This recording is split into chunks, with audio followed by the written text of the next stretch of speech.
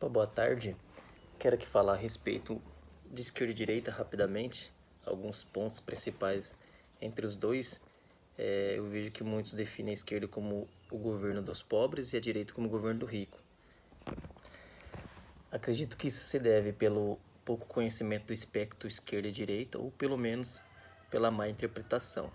Então, o que eu vou falar as bases filosóficas, dois pontos da base filosófica de esquerda e direita, segundo a visão de mundo de Thomas Hobbes, que é o filósofo que está embasado à direita, e Jean-Jacques Rousseau, que é o filósofo onde tem um embasamento filosófico da esquerda.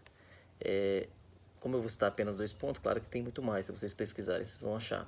Tem aqui, segundo a visão de mundo de Thomas Hobbes, a natureza do ser humano é intrinsecamente falha, segundo Jean-Jacques Rousseau, é intrinsecamente boa.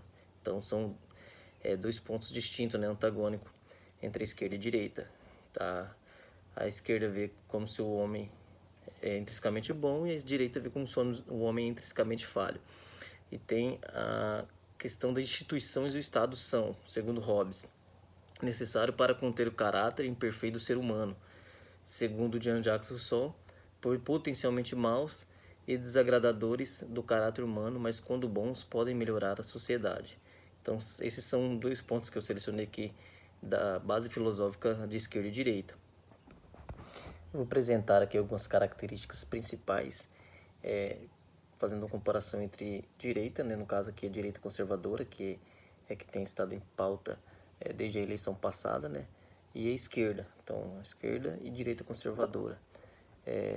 Falando na questão de liberdade social, temos aí exemplos comuns como a questão da legalização do aborto, legalização das drogas,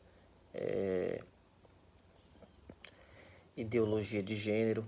Então são todas coisas que a direita é contra isso e a esquerda é a favor. Esses são alguns dos pontos da liberdade social. Não que seja só apenas isso.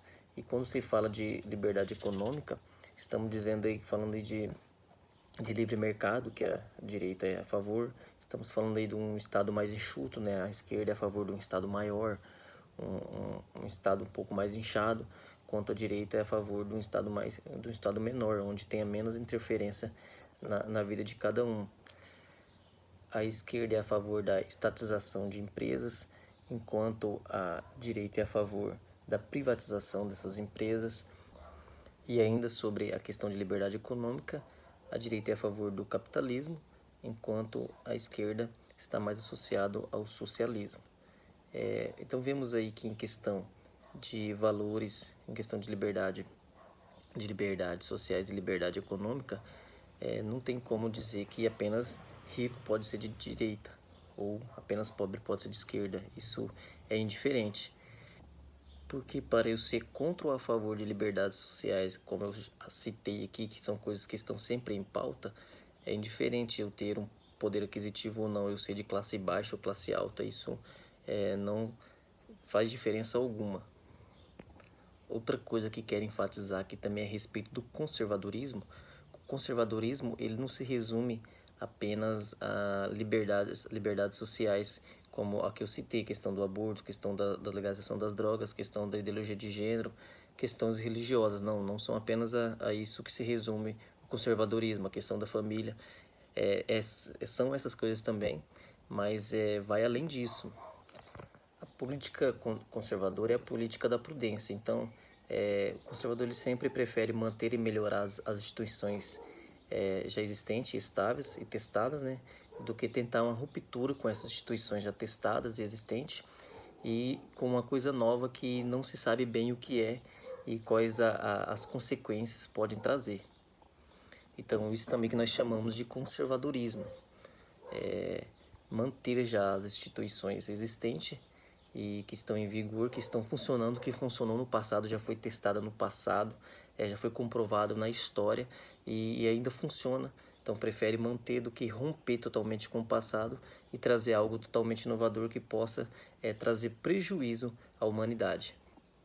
Voltando aqui à questão econômica e falando sobre o capitalismo, o capitalismo ele surgiu no século XV, mas só se estabeleceu mesmo durante a Revolução Industrial. E desde então a forma econômica, um sistema em que é usado universalmente, né? Usado na maior parte do mundo.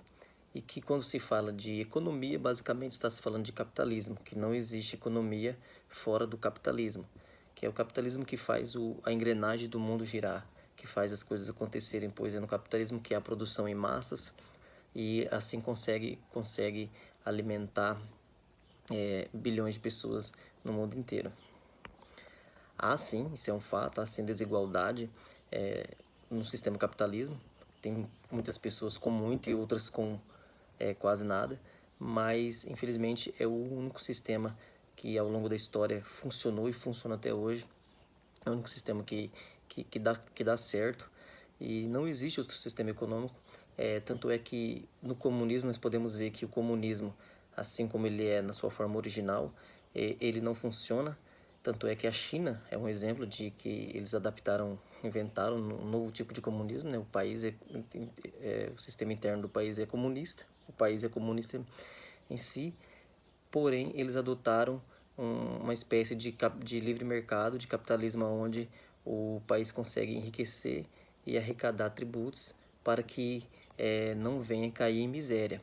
Porém, só quem possui capital, quem é rico nesse país é o governo e aqueles que estão aliados ao governo, do lado do governo, aqueles que o governo, empresários que o governo deixa, permite que ele venha usufruir do mercado. Para encerrar aqui, eu quero deixar uma frase do Adam Smith a respeito do capitalismo. Ele disse assim: não é da benevolência do açougueiro, do cervejeiro ou do padeiro que esperamos nosso jantar, mas da consideração que eles têm pelos próprios interesses.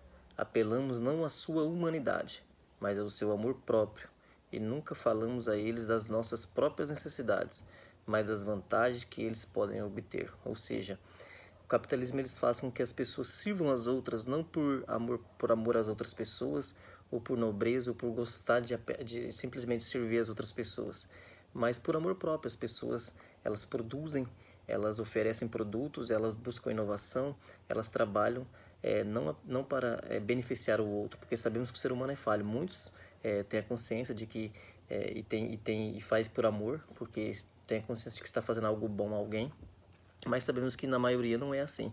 Então, o capitalismo ele ajuda isso, porque a pessoa ela não vai estar fazendo apenas para o outro, ela vai estar fazendo para si mesma, né? Porque ela tem um benefício que é o seu salário, né? Que ela busca, que ela quer algum conforto de vida, ela tem algum objetivo e através desse serviço ou produto que ela está oferecendo, ela vai conseguir atingir esse seu objetivo.